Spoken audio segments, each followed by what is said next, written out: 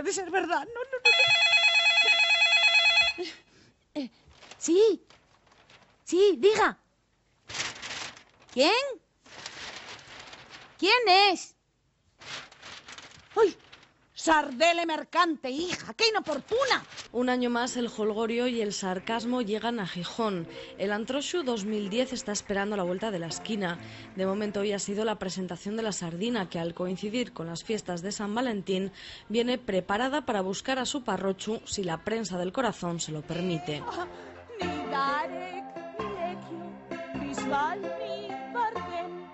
Yo quiero un parrochu que me trate bien. Las fiestas arrancarán, como manda la tradición, el jueves día 11 con la noche de comadres. Al día siguiente tendrá lugar el pregón, del que se encargará el propio Cupido, y el engalanaje de Pelayo. Durante el fin de semana será el turno de las charangas y de los desfiles infantiles, además del organizado por el diario El Comercio. Ya el lunes se celebrará el desfile a partir de las 7 de la tarde. El cierre del Antroxu 2010 volverá a pasar por la muerte de la sardina, su velatorio, cortejo fúnebre, testamento y entierro, para despedirse hasta el año que viene.